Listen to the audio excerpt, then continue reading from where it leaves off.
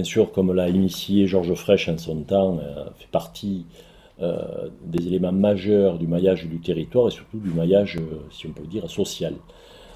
La volonté de la métropole est de continuer, bien sûr, à soutenir le haut niveau comme on a pu le faire par le passé.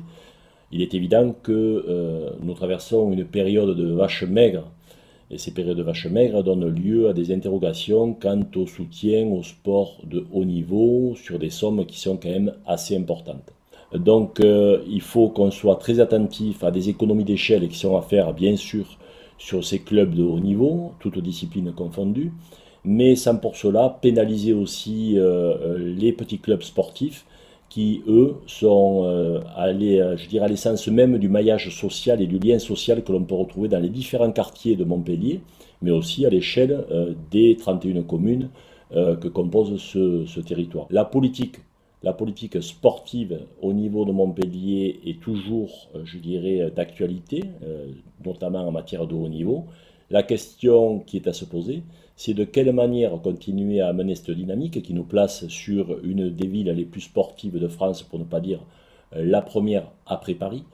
avec des moyens qui vont être des moyens financiers moindres. Donc il y aura peut-être des choix à faire dans les prochaines années, et ces choix-là vont être essentiels quant à l'euro investi, les retombées économiques que cela engendre. Le plus bel exemple, bien sûr, est le FIS, où c'est le meilleur ratio des collectivités, quelles qu'elles soient, en matière d'investissement. Donc pour 1 euro investi, on arrive à 26-27 euros de retombées économiques. Le Festikite est en train de prendre une dimension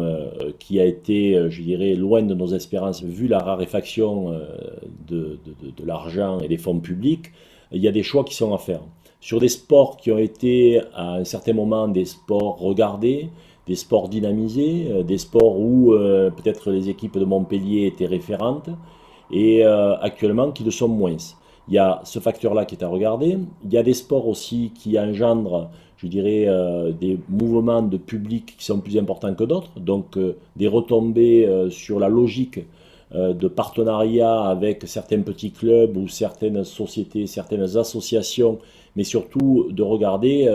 quel est le public sur telle discipline et tel match, pour avoir une logique d'investissement en fait de fonds prélevés au travers des impôts. Nous avons la faculté, ce qui n'existait pas avant, d'arriver, que ce soit dans ce bureau ici ou dans celui de Fabien Habert à Montpellier, d'arriver à croiser les dossiers pour avoir une optimisation des efforts, d'une part matériel, notamment quand les manifestations se passent sur la ville de Montpellier, donc d'avoir un maximum de subventions qui sont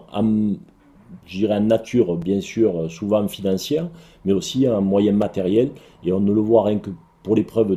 pour la manifestation du FIS, les moyens matériels mis à disposition par la ville de Montpellier sont gigantesques. Et la métropole vient, bien sûr, dans un support de subventions complémentaires, mais qui est loin d'être des moindres. Concernant le stade de football, il est évident que si nous décidions aujourd'hui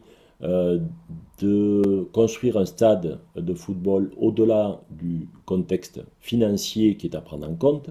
mais qui peut être très bien justifié par un stade de la Mosson qui est à requalifier par rapport aux inondations, où à chaque fois qu'il y a un épisode cévenol de grande importance, nous avons des dépenses qui sont considérables au-delà des remboursements des assurances.